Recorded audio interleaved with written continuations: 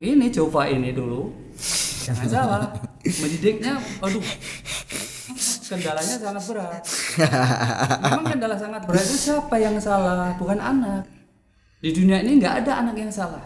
Walaupun orang tua sudah mendidiknya kayak begini begitu, sudah sangat keras. Termasuk saya dulu keras ini coba.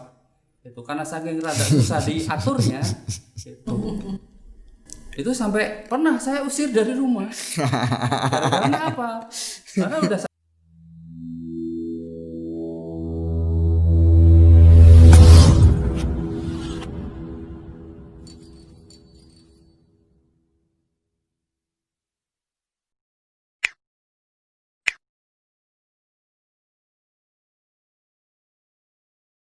Halo gengs, welcome to my channel. Di sini gua punya sesi yang namanya kisah hidupku. Nah, dalam konten kali ini gua bersama orang tua gue tentunya. Di sini ada bokap gue, di sini ada nyokap gue. Nah, kita pengen berbagi sama ngobrol-ngobrol gimana sih cara menjadi orang tua yang baik. Dan tentunya ya kita cerita-cerita sedikit masa lalu orang tua gue itu seperti apa. Oke, so let's start. Gimana Pak Mah kabarnya? Alhamdulillah baik, Job. Papa dan Mama sehat-sehat saja dan kita bisa ngobrol di channel ini. Mudah-mudahan yang akan kita obrolkan nanti bisa bermanfaat bagi subscriber. Begitu. Iya Mah, gimana kabarnya Mah? Alhamdulillah baik-baik sehat kabeh. Papa kan sekarang profesinya sebagai PNS ya, sebagai tenaga pengajar. Dan Mama sebagai ibu rumah tangga. Nah, kalau berkaitan dengan profesi, selain profesi, yang kedua adalah tentunya Papa sama Mama punya warna atau beban menjadi orang tua untuk bisa mengasuh kedua anak, ya, terutama saya. Nah, kalau misalnya ngelihat sebagai orang tua, suka dan dukanya jadi orang tua itu seperti apa sih? Ya namanya orang tua itu pasti ada suka dukanya sih. Tapi paling tidak harusnya memang kalau mendidik anak itu nggak ada sebenarnya dukanya. Cuman hanya istilahnya di situ ada hambatan saja. Sebab Bapak dibilang duka, nggak boleh orang tua bilang duka. Karena apa? Karena orang tua udah punya kewajiban untuk membimbing, mendidik, mengajari anak. Itu. Kalaupun anak itu terjadi hal-hal yang tidak sesuai dengan norma yang ada, itu bukan hal yang duka namanya. Itu. Berarti kita ada miss dalam mendidiknya. Jadi jangan salah bahwa waktu mendidik anak kok duka, bukan duka itu. Tuh, tapi ada suatu tantangan di situ. Menurut saya begitu. Jadi tantangannya itu kalau untuk mendidik anak itu kuncinya ini kalau saya, mudah-mudahan nanti sama dengan para Subscribers. kuncinya itu kalau mendidik anak itu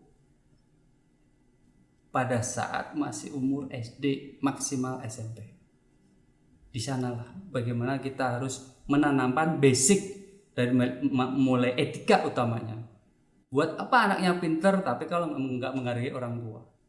Buat apa anaknya berprestasi tapi kalau nggak punya etika? Nggak ada sopan santun, ngomongnya kurang sopan, kasar, percuma. Makanya yang kita rilis itu dari mulai SD kita disiplinkan di situ etika. Etika paling utama itu SD, SMP. Kenapa? Kalau SD sangat keras gitu. Artinya kalau itu melanggar nggak boleh ya nggak boleh. Jangan ada toleransi pada saat SD. Tapi bukan berarti kita semuanya nggak boleh. Ada batasan-batasan di mana anak itu dibebaskan. Ada batasan-batasan di mana itu anak tuh nggak boleh. Artinya disiplin kita. Itu. Kuncinya di situ. Kalau SD bisa kena, SMP itu Setelah SD, SMP agak kendor sedikit, tapi tetap ada koridornya. Ini coba ini dulu, jangan salah, mendidiknya, aduh, kendalanya sangat berat. Memang kendala sangat berat itu siapa yang salah, bukan anak. Di dunia ini nggak ada anak yang salah. Kalau mau disalahkan itu adalah orang tua. Walaupun orang tua sudah mendidiknya kayak begini begitu, sudah sangat keras, termasuk saya dulu keras ini coba. Itu karena saking rada susah diaturnya, itu sampai pernah saya usir dari rumah. Karena apa? Karena udah 1 kali, 2 kali pulang terlambat aja. Memang itu ada lingkungan. Utamanya ada lingkungan temannya. Kalau lingkungannya itu kurang mendukung, sangat negatif, disitulah pengaruhnya besar. Walaupun di rumah ketat, harus ibaratnya sangat disiplin, tapi begitu lingkungannya kurang disiplin, etikanya kurang bagus misalkan, di situ pengaruhnya besar. Sehingga itu adalah kewajiban orang tua untuk mengontrol anak ini sejauh mana ini. Gitu. Kalau SMP terlewati, SMA tinggal udah nggak mendidik lagi kalau SMA. Oke. Kalau SMA itu sudah dianggap sebagai teman sharing. Oke. Jadi Makanya sangat terbuka sekali. ya komunikasi itu diusahakan lebih dibuka gitu ya. Kalau sebelumnya itu lebih dibatasi. Ya.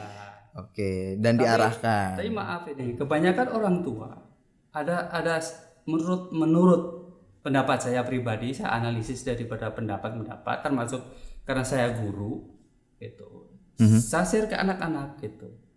Saya nanya ke anak-anak didik Bapak itu di kelas. Gitu.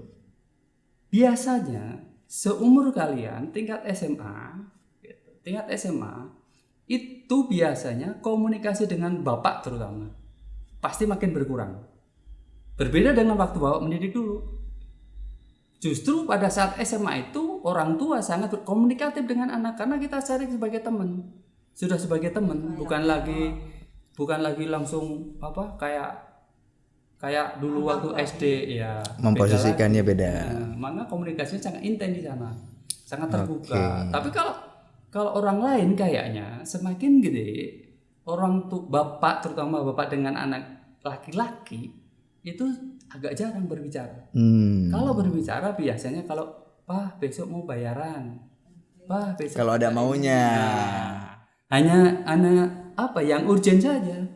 Tapi kalau saya dulu mendidik coba itu enggak, justru semakin intens setelah tingkat SMA itu. Bagaimana udah punya pacar belum? Belum. Oh berarti belum laku atau gimana? Pacarku banyak Pak kalau SMA Pak. Kayaknya tapi ya.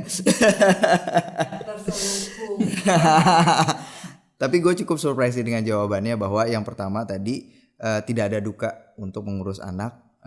Itu mungkin bisa jadi benchmark buat gue juga, dan gue juga baru dengar kata-kata seperti itu ya, tidak ada duka untuk mendidik anak. Yang kemudian yang kedua adalah tidak ada anak yang salah, karena yang salah itu pendidikan atau pengasuhan dari awal orang tuanya sehingga membuat anaknya itu menjadi tidak benar gitulah intinya. Tidak sesuai yang diharapkan, dan banyak juga di luar sana yang perilakunya juga banyak yang menyimpang gitu ya, melanggar norma-norma juga.